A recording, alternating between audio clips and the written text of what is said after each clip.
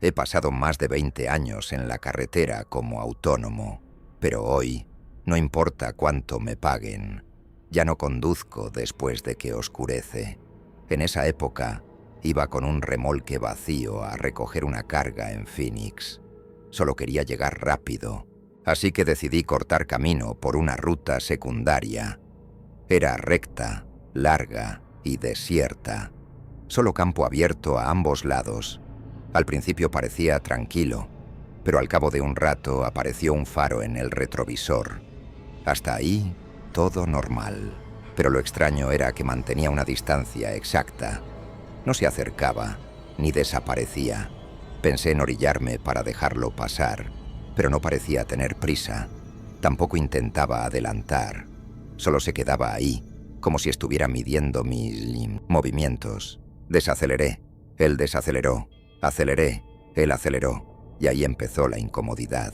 Paré en una especie de área de descanso improvisada, solo con un letrero viejo y sin iluminación. Apagué las luces y esperé. El coche también se detuvo, unos 30 metros atrás. Faros encendidos. Nadie bajó. Me quedé observando por el retrovisor, 20 minutos parado, y entonces los faros simplemente se apagaron. Me quedé ahí, inmóvil, por unos 10 minutos más. Ningún ruido, ningún movimiento, solo la presencia muda de ese coche parado en la oscuridad, como si estuviera esperando algo. O a alguien. Intenté mirar con más atención, pero lo único que vi fue el reflejo opaco de los faros apagados y una silueta inmóvil en el asiento del conductor. Eso me congeló. No parecía alguien dormido, parecía alguien observando. No aguanté más. Encendí el motor con la mano temblando y salí de ahí despacio, como si cualquier movimiento brusco fuera a provocar una reacción. En el retrovisor vi que el coche encendía los faros de nuevo, pero esta vez no me siguió. Solo se quedó allí, mirando. Tomé de nuevo la carretera principal, ignoré el atajo y conduje directo hasta una gasolinera 24 horas cerca de Flagstaff.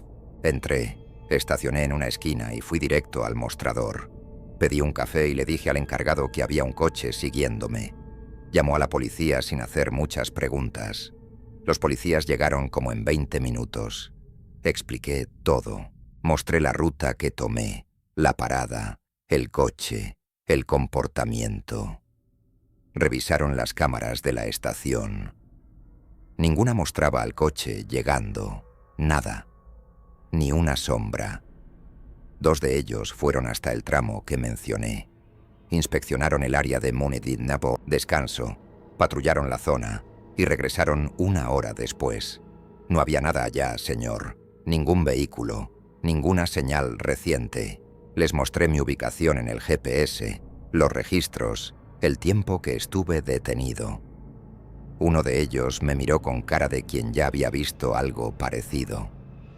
Hizo bien en irse. Si esto es lo que creo, será mejor que no conduzca de noche por un tiempo. Pedí más explicaciones, pero fueron evasivos.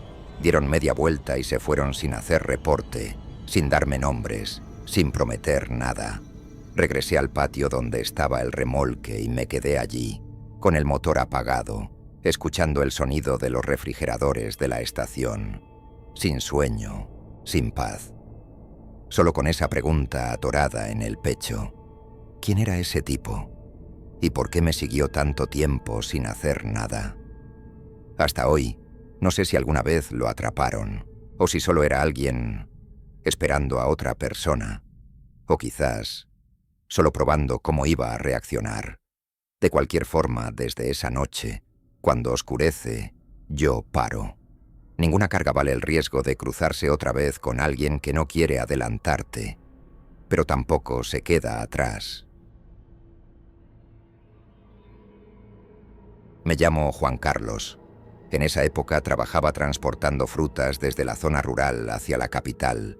Un amigo me recomendó un camino más directo que pasaba por una carretera antigua, donde antes funcionaba un puesto de pesaje. Era de madrugada cuando llegué allí.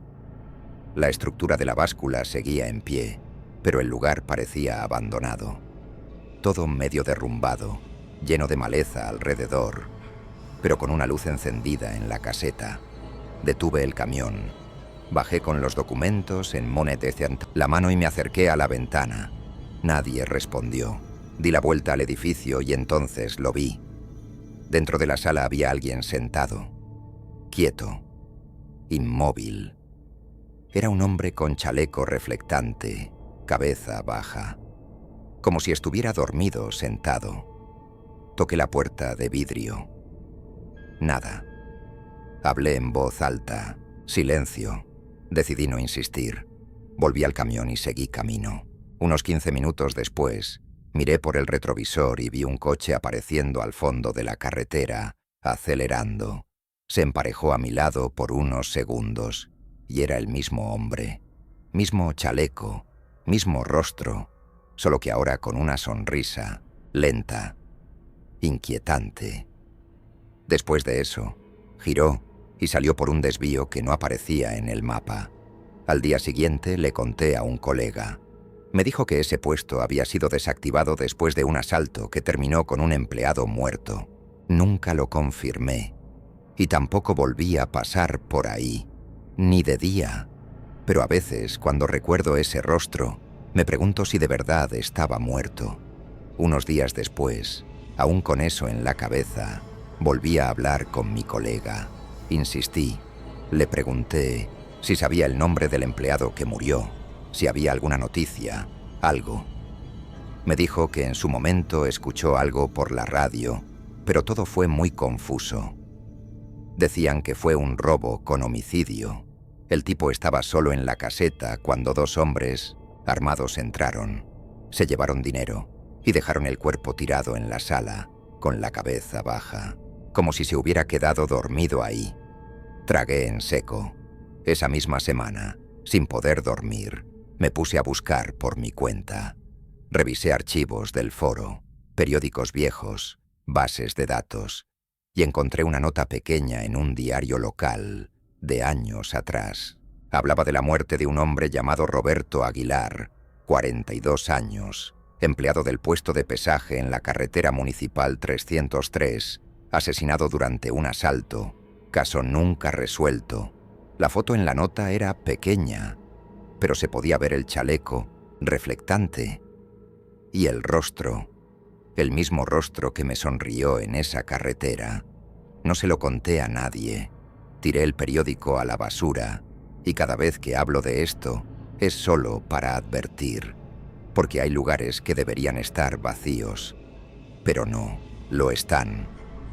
Y hay personas que deberían estar enterradas, pero a veces todavía siguen de turno.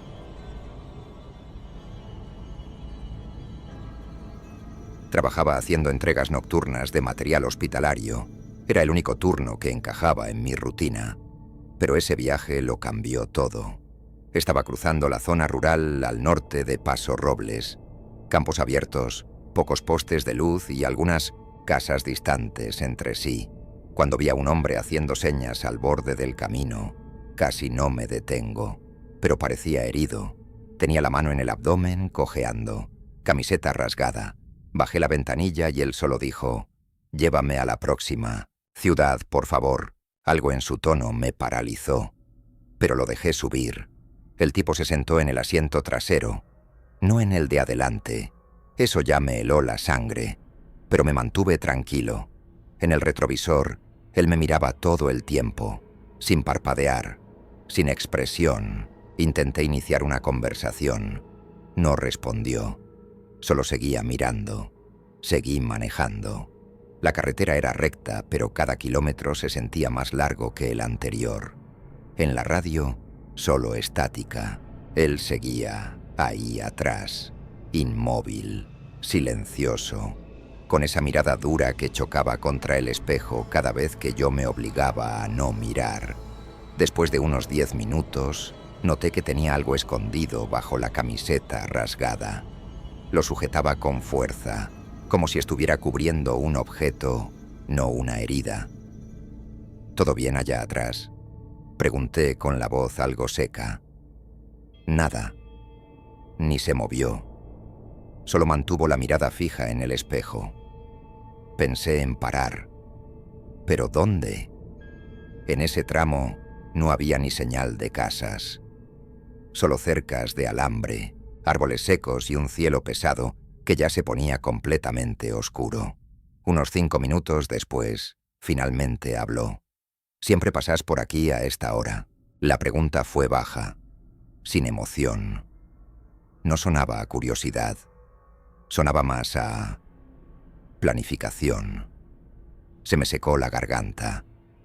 No respondí. Aceleré. En el retrovisor vi que se recostó, pero seguía observándome, ahora con una leve sonrisa en la comisura de los labios. Al acercarme a una bifurcación, vi luces a lo lejos. Parecía una granja o un pequeño taller. Tomé la salida sin decir nada. Fue entonces cuando escuché: «Aquí no hay ciudad. Necesito gasolina». Mentí. Frené de golpe. Bajé rápido y corrí hacia la puerta del galpón. Golpeé con fuerza. Salió un hombre. Le solté de golpe. «Hay un tipo en mi coche. Está raro». Se subió atrás. No me habla. Solo me mira. No sé qué quiere. El hombre de la granja se acercó al coche con cautela, pero cuando abrió la puerta trasera, no había nadie. Asustado volví al auto. La puerta estaba cerrada con seguro. No había señales de que alguien hubiera estado ahí.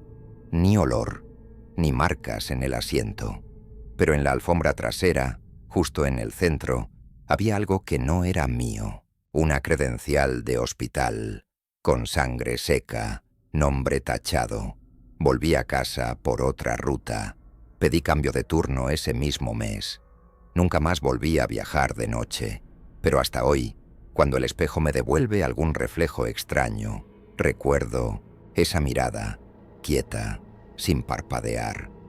Y me pregunto si era realmente una persona, o solo una elección equivocada, en el momento equivocado. No tenía por qué ser complicado. Solo una entrega rápida, casi simbólica.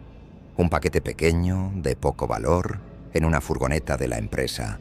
Nada que justificara miedo, escolta o cualquier tipo de tensión. Pero fue en esa ruta tranquila donde aprendí que una carretera demasiado vacía es una invitación y que hay gente que no necesita motivos para hacer lo que hace. Me llamo Elijah. Trabajaba para una transportadora mediana en Tulsa, Oklahoma. Tenía unos 26 años, sin hijos, sin deudas y con una carrera que yo creía que recién empezaba a despegar. Esta entrega era simple: salir de Muskogee, tomar rutas secundarias y dejar un paquete en una clínica en Checotah. El cliente no quería FedEx, quería alguien de la ciudad, alguien de confianza. Y allá fui, a última hora de la tarde, con el cielo ya oscureciendo y un viento seco que venía del norte. La furgoneta era blanca, sin logo, ese modelo genérico que usa todo el mundo. Y el GPS me mandó por una ruta alternativa para evitar la autopista principal, una carretera vieja, sin asfalto nuevo, con pasto a ambos lados, sin tráfico, sin movimiento. Todo estaba demasiado silencioso. Todavía recuerdo exactamente el momento en que vi el coche por primera vez. Un sedán negro, viejo, con vidrios polarizados. Estaba estacionado en el arcén, de frente a la carretera, pero con el motor encendido. Luces prendidas. Pasé despacio, mirando por el espejo lateral. Nadie adentro, o al menos nadie visible. 2 segundos después, dio la vuelta y se metió detrás de mí. Hasta ahí, todo normal. Podía ser alguien tomando el mismo camino. No era delito tener un coche negro en una carretera vacía, pero la forma en que manejaba, eso es lo que todavía me da escalofríos. Mantenía siempre la misma distancia. Nunca se acercaba demasiado, pero tampoco desaparecía del espejo. En algunos momentos, juro que veía el reflejo del capó brillar, aunque no hubiera postes cerca. Agarré el celular y fingí que hablaba con alguien. Llamé al número de la empresa. Buzón de voz. Respiré hondo. La carretera empezó a angostarse. Árboles de un lado, pastizales del otro. Ninguna casa, ningún rancho, ninguna chance de pedir ayuda. Fue entonces cuando vi la primera señal. Una placa doblada, con una flecha que indicaba un desvío hacia un camino de tierra. Sabía que no era parte del trayecto. Ni siquiera aparecía en el GPS. Pero el coche detrás giró por ahí. Sentí un alivio inmediato. Pensé, se acabó. El tipo siguió su propio camino. Tal vez era solo una coincidencia, paranoia mía. Pero 2 minutos después, reapareció, saliendo de otro acceso, más adelante, viniendo de frente.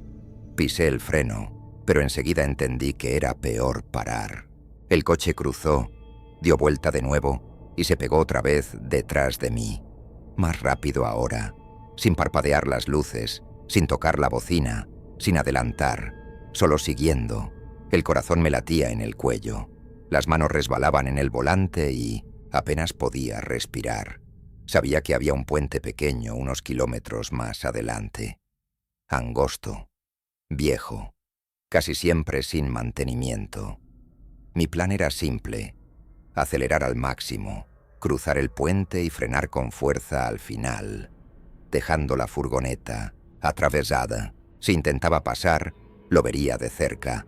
Si no, podía fingir que se averió, o correr. Pisé a fondo. El motor rugió. El puente apareció a lo lejos, una franja de concreto agrietado sobre un arroyo seco. Lo crucé volando. Nadie detrás. Cuando frené, la furgoneta giró un poco, pero se mantuvo en línea. Bajé, temblando, y me escondí detrás del vehículo, celular en mano, marcando emergencias. La llamada cayó antes de conectar, y entonces lo escuché. Neumáticos sobre grava, lentos, acelerando despacio. Apareció del otro lado. Paró a unos 20 metros del puente. Motor encendido, luces altas, pero no cruzó. Se quedó ahí, como si esperara que yo hiciera el siguiente movimiento. Me puse de pie. Mostré que tenía el celular. Grité algo. Ni siquiera recuerdo qué. Apagó las luces. También el motor. Solo silencio. Ese tipo de ausencia que hace que el oído zumbe. Di la vuelta. Subí a la furgoneta. Encendí el motor y me fui. Rápido. Sin mirar atrás. Llegué a la clínica. Entregué el paquete. Y estuve media hora en el baño intentando calmarme. Reporté el caso a la empresa, a la policía, a todo el que quiso escuchar. Pero nunca identificaron el coche. Nunca encontraron esa ruta de desvío que él usó. Y yo nunca más pude volver a tomar carretera después de las 5 de la tarde. Hay quien dice que es trauma. Exageración. Yo solo sé que, esa noche, alguien decidió seguirme. Sin motivo. Sin robo. Sin una palabra. Solo por el juego. Y ese tipo de juego, yo ya no juego más. Hay quien cree que tener miedo de conducir de noche es cosa de gente débil. Pero los que viven en la carretera saben, no es la oscuridad lo que asusta, es lo que se esconde dentro de ella. Comenta si alguna vez te pasó algo parecido. Y si conduces, de madrugada, ten cuidado con quien te observa por el retrovisor. Suscríbete al canal y deja tu like para apoyarnos. Pero hasta entonces, cuidado con tu próxima parada.